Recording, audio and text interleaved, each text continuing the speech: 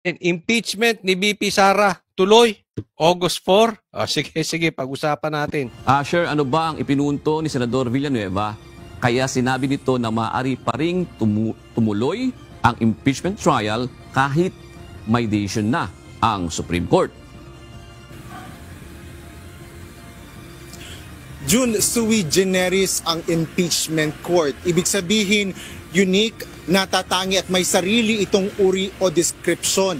Ito ang nilinaw ni Senador Joel Villanueva kasunod nga ng paglalabas ng desisyon ng Supreme Court na unconstitutional o labag sa saligang batas ang naisampang impeachment case kay Vice President Sara Duterte.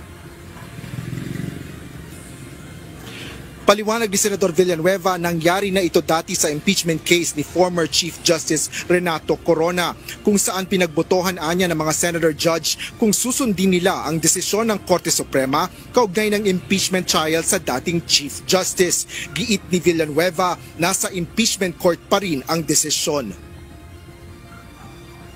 Supreme Court made that decision or not, the impeachment court will proceed. And I'm sure someone will raise it during the Di ba, teka muna, ito ba yung anak ni Eddie Villanueva? Di ba tatay nito pastor? Hindi ako na medyo nagtataka lang, di ba? Kasi ikaw yung pamilya nyo ang natugari ang anak ng Diyos, pero kayo ang ayaw sumunod sa batas. Kayo ang ayaw sumunod sa authority. Alam mo, malaki problema natin dito. Dahil ang mga trapo po, or etong mga traditional politician, ayaw sumunod sa Korte Suprema. Delikado po yan. Magkakagulo po tayo. Kasi ang reason nito si Eddie Villanueva, yung, ano ba yun, sinasabi niyang sui generis ba yun? Impeachment proceedings. For sure, someone will raise it. Diba? So, but we are... Ayun, sui generis. Okay, ang ibig sabihin po nito sa aking pagkakaalaman, bagamat tayo aminadong hindi naman abogado, ito nga hiwalay po sila. Ang impeachment court ay hiwalay. So sila ang dapat mag-decide sa pagpatungkol sa impeachment. Alam nyo, ang dinesisyonan ng Korte Suprema na unconstitutional yung impeachment, it's because 4 po ang sinampa na impeachment kay VP Sara. Dapat may 1-year bar rule. Ang ibig sabihin nun, liliwanagin po natin. Sa bawat isang taon, isa lang ang pwede nating isampa. Ang problema doon, meron nagpumasok na first complaint, hindi nila pinagalaw. Dapat yun, automatic, ginalaw po yun. At may proseso po. Dapat yun ay pinadala sa doon sa speaker at dapat mabigyan ng pagkakataon si VP Sara na makasagot doon sa complaint na yon. Ang pinupunto naman nitong mga senador at congressman, doon na sa impeachment magpaliwanag, sa impeachment trial na magpaliwanag si VP Sara. Pero miski na, dapat yun pinagalaw. Hindi pinagalaw, in-steady. Tapos yung second impeachment, tapos may third, yung fourth impeachment ang gumalaw. Bakit? Yan po yung sinasabi ni Chanco. Kaya gumalaw yon, yung 3 walang bayaran. Yung fourth, nagkaroon po ng bayaran. Kaya lang gumalaw. Pero miski na, unconstitutional. Ang dinesisyonan po dito ng korte ay hindi kung guilty or hindi guilty si VP Sara patungkol doon sa confidential funds. Diba? Ang sa impeachment court, which is the Senate, sila ang tatayong impeachment court, ito ay patungkol kung may sala o walang sala si VP Sara. Ang dinesisyonan ng korte ay kung ito ay constitutional or unconstitutional. Tatandaan po natin, pagdating sa political, yun po ang hindi kadalasang pinakikialaman ng korte. Pero pagdating sa constitutionality ng isang bagay, kung legal or illegal. Sabi nga nila, sabi, hindi po pwede na patutuloyin ito dahil galing na po ito sa illegal. Para sa mga hindi abogado, ganun po ang pagpapaliwanag noon. Hindi po pwede yon. Kasi, buti nga hindi itinuloy. Isipin ninyo kung itinuloy ito agad-agad. Dahil yung kinwestiyon ng mga senador, yun din ang ni-raise ng Supreme Court. Kung itinuloy yun, di nagsayang lang tayo ng pera? Nagbida-bida lang yung mga senador? Nagbida-bida lang yung ibang congressman? Nagbida-bida lang sila at kailangan nila yung TV time? Pinakinabangan nila. Sa katunayan, ang laking pera na sayang dyan. Ano sabi ni Chanco? Nagkabayaran. Yung pala, unconstitutional. Ang problema kasi dito, ito kay Tamba, even kay Marcos, ito problema nila eh. Ang hilig nilang minamadali ang isang bagay.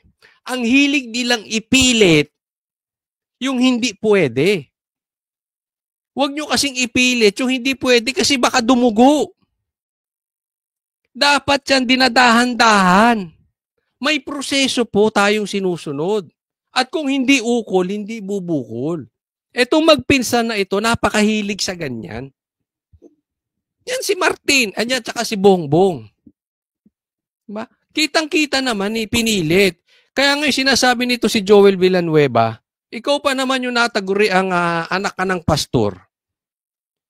Are you not aware that this is just political in nature? Huwag nga na tayong maglokohan. Hindi ka tanga, alam ko. Magkano lang ang confidential funds ni BP Sara? Alam mo naman siguro kung magkano confidential funds nung iba. Bakit hindi sinisilip? Sino maingay ngayon? Yung mga pinklawan, yung mga dilawan, yung mga komunista. Samantalang, tahimik sila nung may namatay sa LA patungkol sa cocaine. Na nakasama ni First Lady. Naiintindihan nyo kung gaano ba ka-ipokrito itong mga pinklawan? Kung gaano ka-ipokrito itong mga dilawan? Itong mga komunistang to? Di ba? Bakit yung mga tahimik? May namatay na doon. Ang laking kahihiyan. Ngayon, sa impeachment ni BP Sara, ang iingay nyo? Ayaw nyong sumunod sa korte? Pambira kayo, Sui generis ang impeachment court. So we will proceed. So these are all questions that will be raised, di ba? With the decision of the Supreme Court, will the impeachment court submit to the decision of the Supreme Court? Ayon naman kay Senador Vicente Tito Sotto III bilang miyembro ng impeachment court, mas gusto niyang marinig kung ano ang masasabi ng House of Representatives. Gayunman, hindi niya rin masabi kung may mangyayaring impeachment trial at pag-aaralan din niya ang payo sa kanya ng isang legal luminary kaugnay ng issue. Merong nag-a-advise sa akin na pwede raw namin i-disregard, pwede i-disregard ng Senate yung Supreme Court decision. Because it tramples over the work of the Senate na kaiwalay. Separate body kami. So, yung advice na yun, pag-aaralan ko muna bago ako mag-comment. Isa ka pa, Tito Sotto. Pambihira ka naman, no? I think you should know better, Tito Sotto. Baka naman mas nakakaunawa ka kesa kay Villanueva. No?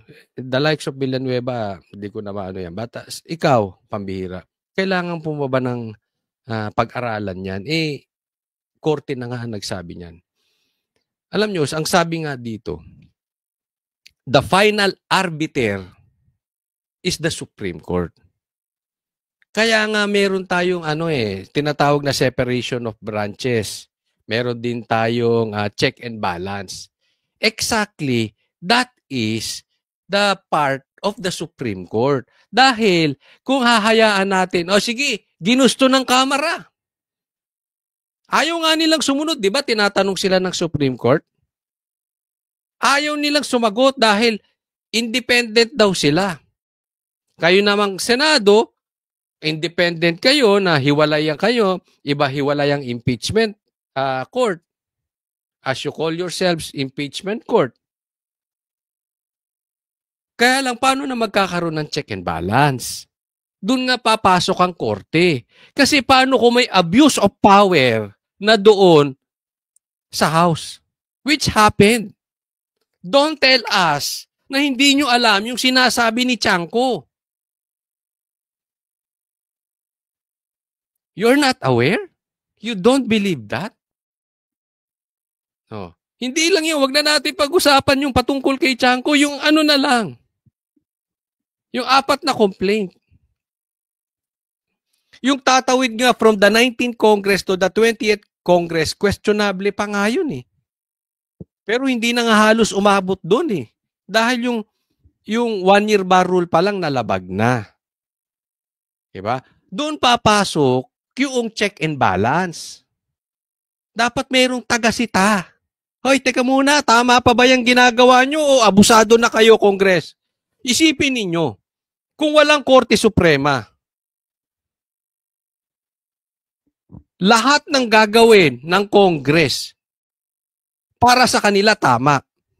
That is very dangerous. Sa pamumuno ni Tambaluslos, of course, they will say that they are right.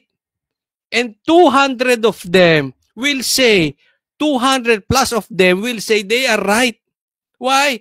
According to Chanco, they were paid. Lahat yan. Nasa isang snap ni Tambaluslos. What if mayroong abuse of power din ang Senado? Of course, you will tell us you are right. Hindi nyo namang sasabihin mali kami. Paano kung may abuse of power? Sinong kokorek doon? Sino ba ang Supreme? Kayo o yung Supreme Court? Meron pa bang susupreme sa Supreme Court? Sige nga, pakisabi nga, meron pa ba ang susupreme sa Supreme Court? Kasi kung meron pang susupreme sa Supreme Court, palitan nyo na yung pangalan nyo, Supreme Court. Kung hindi rin tayo susunod sa Supreme Court, tanggalin na yung Supreme Court. Anong silbi nila dyan? Yan lang nga lang ang silbi nila maging arbiter. Doon sa mga abusado. Anong purpose nila dyan? Di palayasin nyo na. Tama or tama. Sino magsasabing mali? Yung Senado nga sabi mali yung HOR Tito Soto, yung iba mong kasamahan sinasabi mali yung HOR, yung House mali. Kaya nga binalik, pinapagpaliwanag Buti nga, na-postpone yung impeachment. Don't tell me about that forthwith na yan. Kasi, kung susumbatan nyo sila, bakit hindi agad inasikaso ng Senado yung forthwith? Kayo rin Congress Bakit umabot sa 4th complaint? Kung inasikaso nyo yung first complaint, tapos na sana. Di ba? Kayo rin, tinambay-tambay nyo lang And then you will tell the Senate, you act on it forthwith. Mamadaliin nyo Senate. Para kayong mga ipokrito na pinapansin ninyo yung puwing ng hindi pag-aksyon agad ng Senado, kayong nagtagal. Kayo ang tumambay-tambay, tas kami sisisihin. Ito po ang naging problema dito sa sa bansa natin. Parang naluto na ata tayo ng cocaine. Hindi ako nagbibintang sa inyo Ginagawa ko lang example kasi ganyan po ang pag-iisip ng mga nagko-cocaine. Wala akong pinagbibintangan ulitin ko. Parang naihahambing ko lang kayo sa mga taong tambay-tambay, sa mga taong nagko-cocaine, na parang naluto yung utak ninyo, hindi nyo naiisip yun. Kahit paikot-ikutin natin dito. Of course, let's admit, may maka-Duterte. Aminin na natin. May maka-Bongbong. May maka-Marcos. May maka-Tambaluslos. May mga Pinklawan. May mga komunista. May kanya-kanyang agenda. Tama or tama-tama? Pero lahat tayong mga maka, sunod tayo sa batas. And then, wag natin pairalin yung politika. Kaya nga yan na sinasabi ko sa inyo eh. Hindi kayo tanga. Alam naman natin yung impeachment kay BP Sara ay politika. Kahit anong kulay mo, you know that. Tito Soto, you should know better than that.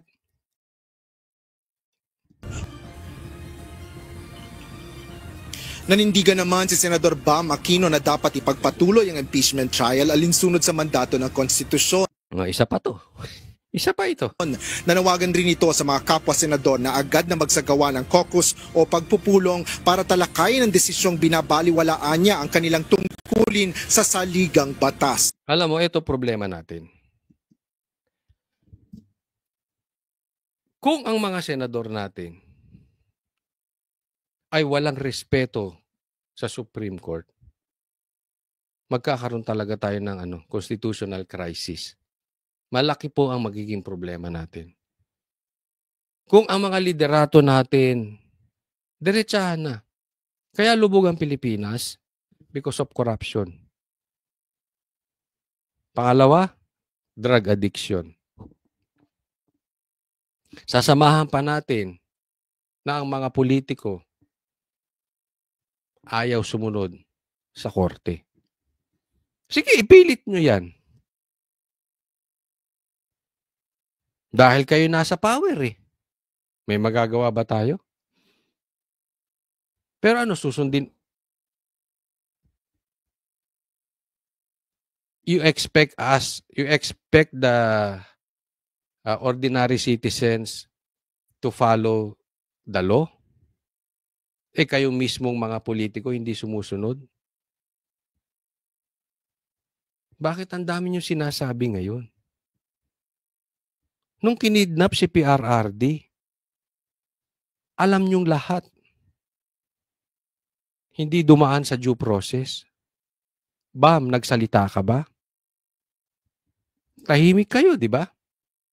Yan na sinasabi ko, may kanya-kanya po tayo eh. Nauunawaan ko naman yun. Ganyan talaga Pilipinas eh. Pero, huwag natin isama ang politika at lalagpasan yung batas to serve our political affiliations. Huwag natin ipilit.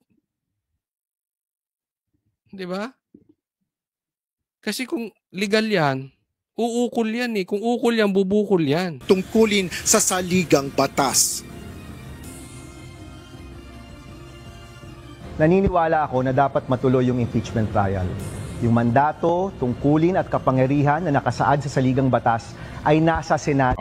Tulad niya, naniniwala siya. Naniniwala ka ba yung pagkidnap kay PRRD ay illegal? Yung mga ganun eh. At walang iba. Handa na kaming dinggin ang lahat ng ebidensya para makapagdesisyon ng patas bilang mga hukom, kaya dapat ituloy na to. Ituloy na yung impeachment trial. Ito, wala na ako nga. Kahit di pa nagsasalita. Pag bumuka pa lang, alam ko na eh. May pangarap to. Apustahan. Gustong tumakbo nito. Gusto niyang maging standard bearer ng Pinklawan. Ayaw naman sa kanya. Gusto si Lenny. Patakbo ito presidente o vice president. Aminin natin, hindi nila kaya si Sara. Do you honestly believe kaya mo si Sara, Risa? Baka magtanim ka ng witness, ha?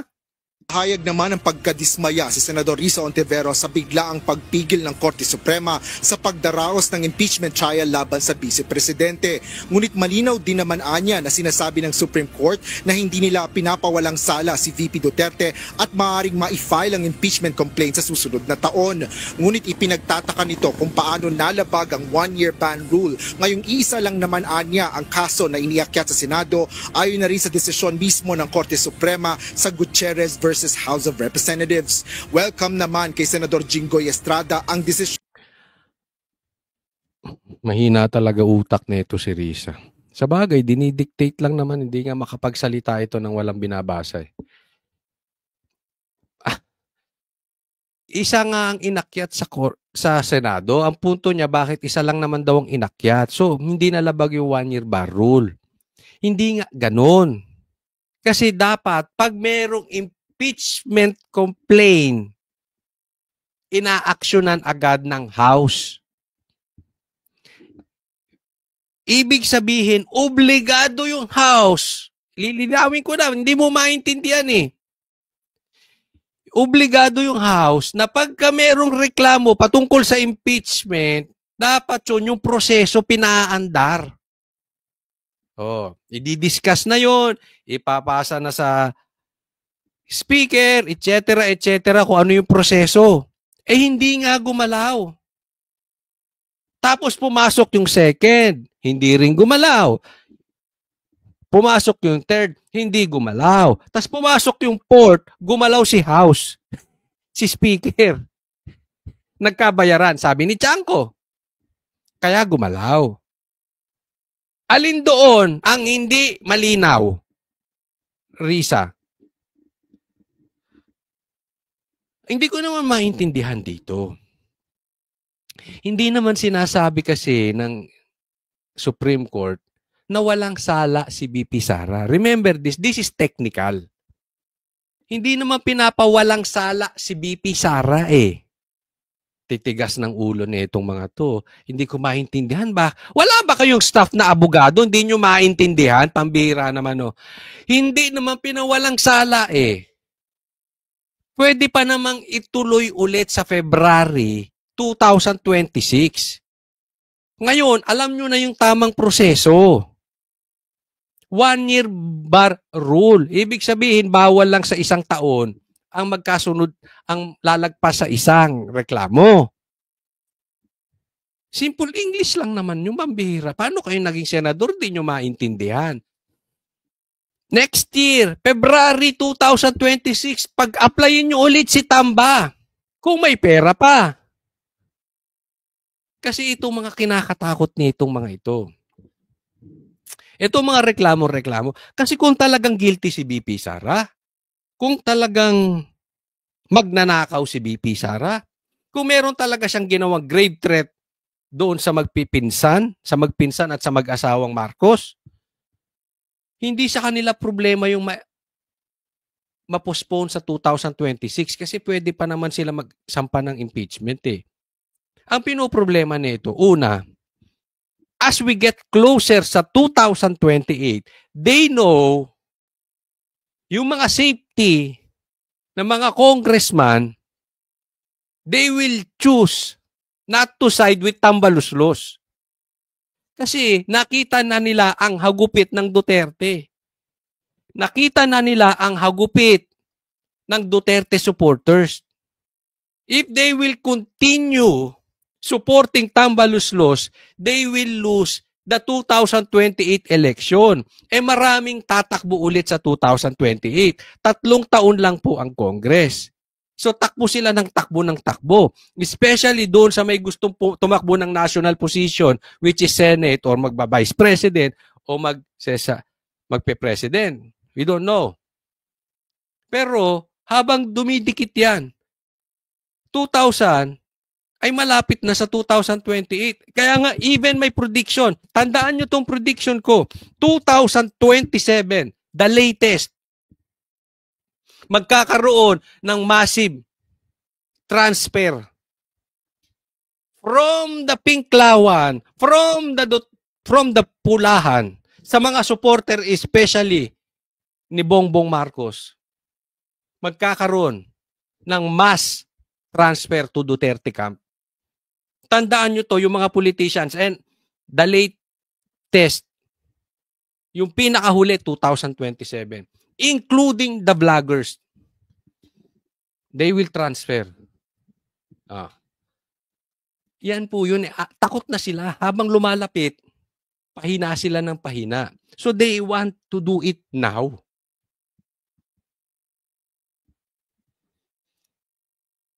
Pag hinog sa pilit, Risa, maasim. Bibigyan ko kayong halimbawa. Ito, halimbawa lang ha. Wala tayong pinagbibintangan. Halimbawa, meron kang hindi gustong tao or politiko. Tapos magtatanim kayo ng witness para yung politiko makulong at may eliminate nyo as competitor. Kasi ayaw nyo siya. For some reason, ayaw. Pag pinilit nyo yun, hinog sa pilit, maasim. Baka kakaalis mo sa tao na yun. Ha? Kakaalis nyo sa tao na yun. Kayo pa makulong. Pakibasa nyo po yung istorya ni Esther sa Biblia. Yung nagpatayo ng pagkataas-taas dahil gusto niyang doon mamatay yung kanyang kinaiinggitan. Nabaliktad ang mundo. Doon sa sarili niyang patibong, doon din siya napatay. Isang galaw lang ng Diyos yan. No? That is just an example na kung ikaw ay nagtatanim, witness. Example lang po yan, Risa. Wala tayong pinagbibintangan. Ang punto ko lang dito, hindi pinipilit ang isang bagay. Tingnan nyo, bakit mahal ng taong bayan si PRRD? Organic. Bakit mahal ng taong bayan ay ng Manila si Isko? Organic eh. Nagsisilbi. Hindi namumulitika. Yan ang difference eh. Alam naman ng taong bayan yung puro pamumulitika eh. Pero alam nila yung totoong nagsilbi sa taong bayan, mahal ng tao. Hindi kailangan magtanim ng witness. Ng Supreme Court. Anya, isa itong paalala na lahat ng mga hakbang sa pagpapanagot ng mga public official ay dapat nakaangkla sa legalidad at due process. Kaugnay nito, bilang co-equal branch ng pamahalaan, dapat anyang sumunod ang Senado sa desisyon ng Korte Suprema kahit na itinuturing na isang political process. Ang galing mo, teka muna, ang galing mo, Jinggoy Estrada, gusto kitang halikan. Pakis nga, sino bang nakakakilala dito kay Jinggoy Estrada? Gusto, sabihin nyo sa kanya, gusto siyang ikis ni Kotsoli. Hindi naman po tayo bakla. Ha? Oh, hindi, kasi nagagalit yung yung bakla na yung nakaganon yung mukha. Wag daw tawaging bakla si Basti. O di ikaw na bakla. Gusto kong halikan si Jinggoy. Pambihira kayo. Mas may laman pa pala utak na ito si Jinggoy. Sumunod daw sa due process. Sumunod sa korte. Wag yung paganahin yung political agendas nyo.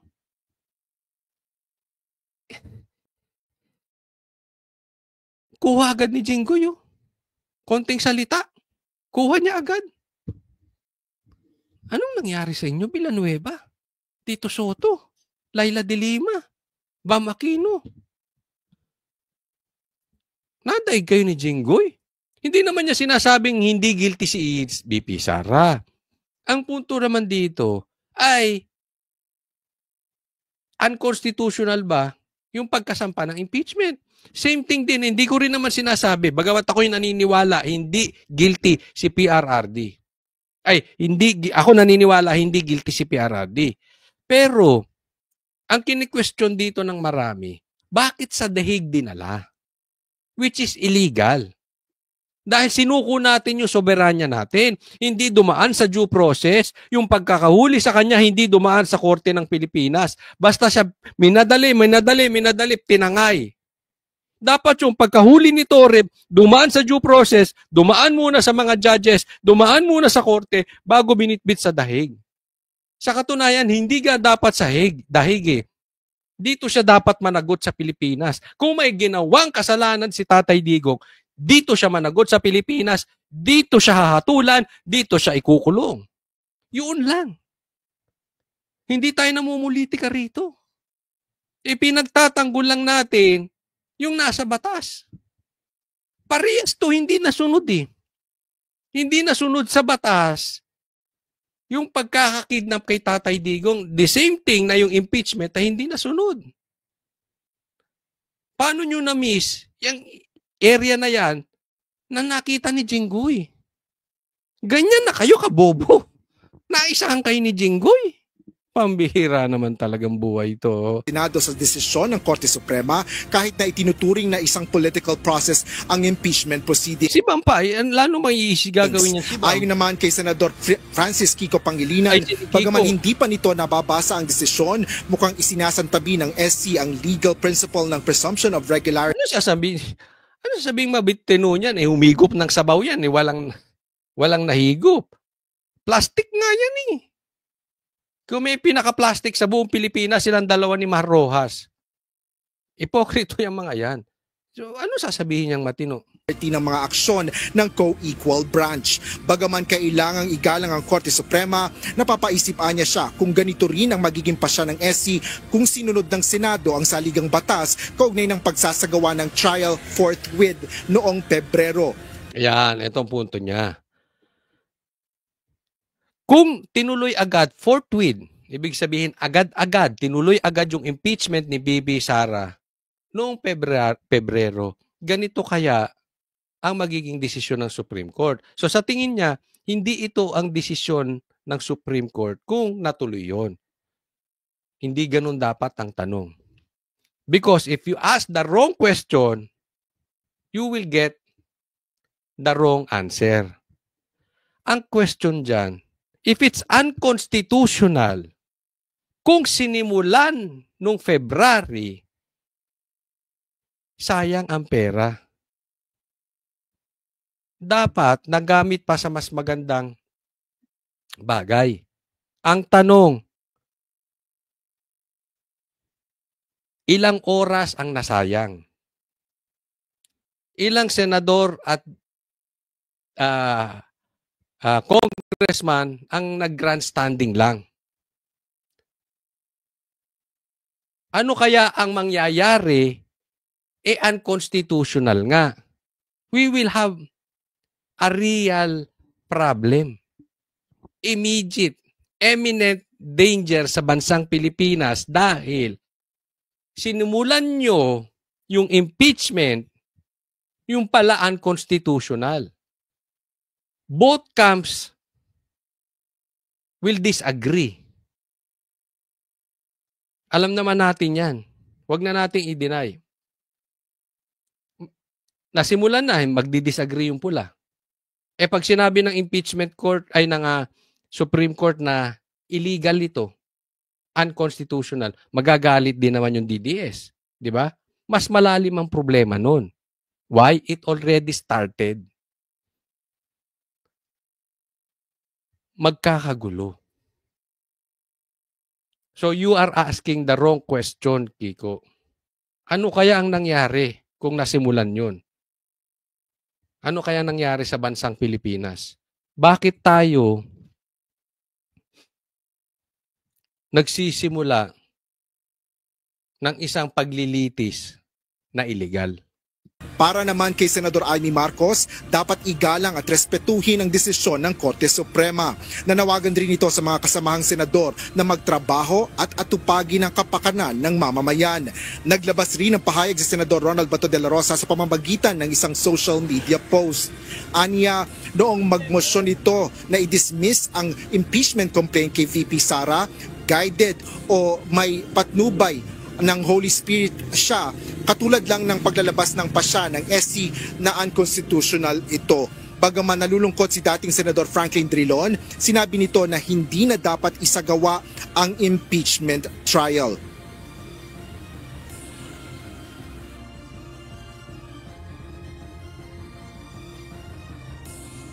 Pasok! Well, magkakaroon ng constitutional crisis kung nagawin nila yan. Sa akin, hindi na dapat gawin. At ang Korte Suprema ang siyang magpapasya sa lahat na isyong constitutional. Ayun ako. Isa pa to si Drilon. Di ba dilawan to? Buti pa ito. Yan yung sinasabi ko eh. Magkakaroon tayo ng iba-iba. Okay lang yung magkaiba-iba. Meron talaga tayo susuportang iba. Hindi pwedeng pare-parehas tayo. Pero hindi dapat umibabaw yung pagkakaiba natin beyond doon sa batas. Puti si Drilon, naintindihan niya kahit patulog-tulog to. Di ba? Anyway, may nagsasabi sa akin kasi na ito si Drilon. Sabi lang sa akin ito talaga ay nuknukan ng politiko. Pero matalino daw to si Drilon. Isabi lang naman sa akin. So ayoko siyang husgahan kung totoong trapo ito or totoo siyang matalino. Basta yun lang sabi sa akin, matalino. Siguro kaya naiintindihan niya, no? Kaya nga sabi ko rin hindi naman sa dahil tayo maka-Duterte. Obviously we are DDS. Hindi ko na i-deny yun. Ako mismo sinasabi ko gusto ko matuloy ang impeachment. Pero dumaan sa tamang proseso. 'Di ba? So gawin nyo. I'm very open, I'm very vocal about it. Sinasabi ko dun sa programa namin sa SMNI, sinasabi ko dito sa vlog, gusto ko matuloy yung impeachment dahil alam ko maraming ibubulgar si BP Sara na baho ng Marcos pag natuloy yung impeachment. At doon makakapagpaliwanag siya. That is my very reason. But hindi naman po pwede na kahit na merong mabubulgar at ako'y pabor sa impeachment, ay gagawin na natin yung prosesong illegal. Nakukuha ninyo? Ganon din naman, pagdating dito naman kay PRRD, magkakaiba tayo dito. Pero syempre may nagrereklamo kay PRRD. So we need to understand them as well. Okay? Patas lang. Di ba? Ang hiling lang namin, even BP Sara, even PRRD, yan ang hiling. You have a problem? Kasuhan nyo dito sa Pilipinas. Litisin nyo sa Pilipinas at kung mapatunayan ng korte, ikulong dito sa Pilipinas. Pag napatunayang inosente, pakawalan. As simple as that. Patas? Fair enough? Diba? Huwag nating ilagay sa kamay natin yung batas because we want to serve political colors. Yan po ang punto natin. Hindi po ganun. Hindi na tayo naaayon sa batas, hindi na rin tayo naaayon sa Diyos. Kasi po may proseso lahat. Ang pangit na nga ng mga politiko nating mga korap. Laganap na nga ang droga sa Pilipinas. Sinamahan pa pinalaganap pa nila ang sugal. Nagkaloko-loko pa tayo dyan sa Amerika. Pumunta yung First Lady, may namatay sa cocaine, pumunta yung President, nagkalat sa Amerika. Ayaw pa natin sumunod sa batas. Pambihira naman. Ano bang sumpang nakain ng Pilipinas?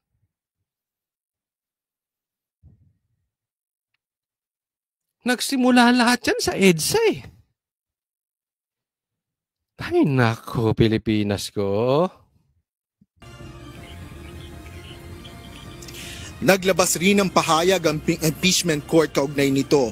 Ayon kay impeachment spokesperson Attorney Reggie Tonggol, wini-welcome nila ang desisyon ng SC. Hinihintay na lang ng impeachment court ang formal na transmittal ng desisyon ng Korte Suprema at iba pang kaugnay na patnubay na maaaring makaapekto sa jurisdiksyon ng impeachment court. June, sa ngayon ay wala pa rin namang nailalabas na pahayag kaugnay ng issue siya sa Senate President Francis Cheese Escudero. Yan ang latest dito sa Caloocan City. Balik sa'yo. Diba sinasabi nga ni presiding officer at Senate President Cheese Escudero na talagang ang meron pagkakahawig o kumbaga pareho yung itinatanong ng impeachment court sa House of Representatives, gayon din sa tinanong ng Supreme Court. Mismo yun. Ang galing nung pagkaka-interpret dito ni Cayetano kasi siya yung unang question dito at ang nag-suggest na ibalik ito sa House. Naalala nyo? At yung nirereklamo nila ay yung 1-year bar rule din. Yan yung one major. Marami pa pero that is the major. Pinapa-explain sa House. Which yun din naman ang naging ruling ng Supreme Court. Anong ibig sabihin nun? Ibig sabihin nun, nakikita na ng karamihan ng senador, yun talaga ang problema. Kita nila na in the first place, unconstitutional. Kaya nga ang sabi dito sa impeachment na ito ay void ab initio o void from the beginning. Sa simula pa lang, illegal na. Sa salitang layman's term, illegal po ito. Unconstitutional. Bakit aakto ang Senado o ang impeachment court sa isang illegal na bagay? Hindi nga dapat yun na isampa. Nagigets? So doon pa lang confirming. Ito gusto ko lang hindi naman sa pinagyayabang natin but isa po tayo na sa nag-file ng petition dito sa Supreme Court sa pangunguna po ni Attorney Torion, no? And I'm very happy na naging part noon dahil walang bisa nga ng Supreme Court yung impeachment complaint laban kay BP Sara. And syempre gusto ko rin pasalamatan, no, yung taong talagang tumutulong, no, hanggang ngayon hindi pa iniiwan ng Duterte. Hindi iniwan si PRRD, hindi iniwan si BP Sara, no. Sa katunayan, siya ang nag-spearhead talaga netong final namin na complaint dyan sa Supreme Court. Saka ko napapakalanan pero I know you know who you are. Maraming salamat po sa inyo dahil tunay kayong naging kaibigan ng Duterte.